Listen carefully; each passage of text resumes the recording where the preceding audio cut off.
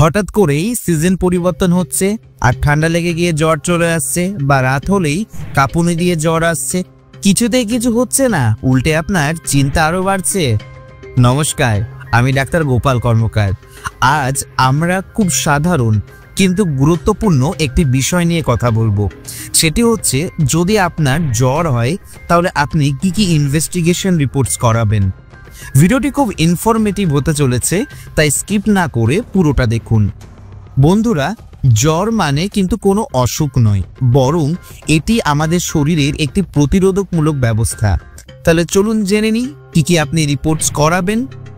প্রথমেই যেটি করাবেন সেটি হচ্ছে সিবিসি বা কমপ্লিট ব্লাড কাউন্ট। এই টেস্টে আমরা প্রথমে কি দেখি? আমরা দেখব WBC count, neutrophil, lymphocyte, platelet count এবং হিমোগ্লোবিন। যদি আপনার ডাব্লিউবিসি বেড়ে যায় তাহলে আপনি সাধারণত ব্যাকটেরিয়াল ইনফেকশনে কিন্তু আক্রান্ত হয়েছেন। যদি আপনার ডাব্লিউবিসি কমে যায় তাহলে আপনার ভাইরাল ইনফেকশনে আক্রান্ত হওয়ার সম্ভাবনা প্রবল। কিন্তু টাইফয়েড যদি আপনার হয় তাহলে কিন্তু আপনার প্রথম দিকে ডাব্লিউবিসি কিন্তু কমে যেতে পারে। আপনার যদি নিউট্রোফিল বেড়ে যায় তাহলে আপনার ব্যাকটেরিয়াল ইনফেকশনে আক্রান্ত হওয়ার সম্ভাবনা প্রচণ্ড প্রবল। যদি আপনি লিম্ফোসাইট বেড়ে যেতে দেখছেন তাহলে কিন্তু আপনার ভাইরাল ইনফেকশন হওয়ার সম্ভাবনা প্রচুর। যদি আপনার প্লেটলেট কমে যায় তাহলে আপনি ডেঙ্গু বা ম্যালেরিয়া বা সেপ্টিসেমিয়াতে আক্রান্ত হয়েছেন। যদি আপনার হিমোগ্লোবিন কমে যায় তাহলে হয়তো আপনি ক্রনিক ইনফেকশনে ভুগছেন বা আপনার অ্যানিমিয়া রয়েছে। এরপরই আমরা যে টেস্টটা করব সেটি হচ্ছে ESR, erythrocyte sedimentation rate. ESR বেশি মানে শরীরে কোথাও ক্রনিক একটা ইনফেকশন হচ্ছে বা ইনফ্লামেশন হচ্ছে। হতে পারে আপনি টিউবারকুলোসিস বা রিউমাটয়েড আর্থ্রাইটিস বা অন্য যে কোনো ক্রনিক রোগে আক্রান্ত হয়েছেন। যদি আপনার ম্যালেরিয়া, ডেঙ্গু, টাইফয়েড বা লেপ্টোস্পাইরোসিস বা স্ক্রাব টাইফাসে যদি আপনার আক্রান্ত হওয়ার সম্ভাবনা থাকে তখন আমরা এই স্পেসিফিক টেস্টগুলো করাই।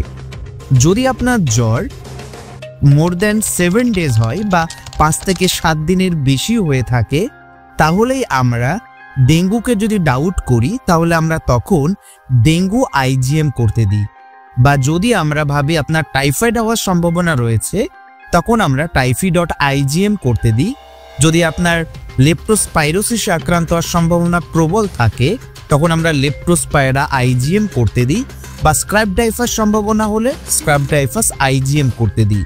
কিন্তু আপনার জ্বর যদি প্রথম 1 থেকে 5 দিনের মধ্যে হয় কিন্তু আপনার ডেঙ্গু হওয়ার সম্ভাবনা বা আপনার সিমটমস যদি ডেঙ্গুর দিকে ইঙ্গিত করে তখন আমরা ডেঙ্গু NH1 করার কথা চিন্তা করি। এছাড়াও টাইফয়েডের ক্ষেত্রে ফার্স্ট উইকে আমরা ব্লাড কালচারের কথা ভাবি। এছাড়াও যদি আপনার টাইফয়েড জ্বর যদি সেকেন্ড উইক অবধি চলে যায় তখন আমরা ভাইরাল টেস্টের কথা কিন্তু চিন্তা করি বা টাইফি.আইজিএম এর কথা চিন্তা করি। এছাড়াও আপনি স্টুল বা ইউরিন টেস্ট করাতে পারেন। যদি আপনি ইউরিনে পাস সেল প্রেজেন্ট থাকে তাহলে কিন্তু আপনার ইউরিনারি ট্র্যাক্ট ইনফেকশন হওয়ার সম্ভাবনা প্রবল। এছাড়াও যদি আপনার স্টুলে বা পায়খানাতে যদি মিউকাস বা ব্লাড থাকে তাহলে অ্যামেবিক বা ব্যাসিলারি ডিসেন্ট্রি হওয়ার সম্ভাবনা কিন্তু প্রবল রয়েছে। এছাড়াও যদি আপনার স্টুলে যদি ওয়ার্ম এগ বা সিস্ট থাকে তাহলে আপনার কিন্তু ওয়ার্ম ইনফেস্টেশন হওয়ার সম্ভাবনাও প্রবল। আমরা জ্বরকে শনাক্ত করার জন্য এই রিপোর্টগুলোই প্রাইমারিলি করতে দিয়ে থাকি।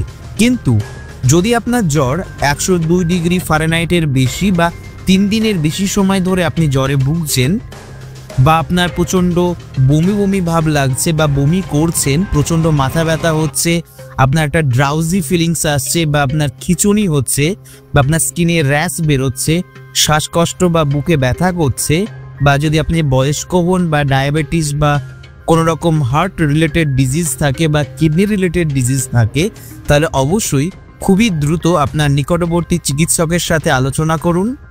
আর যদি আমাদের ভিডিও আপনাদের ভালো লেগে থাকে তাহলে অবশ্যই সাবস্ক্রাইব করে আমাদের পাশে থাকবেন। যদি আপনারা ফেসবুক থেকে ভিডিওটি দেখেন তাহলে আমাদেরকে ফলো করে দেবেন।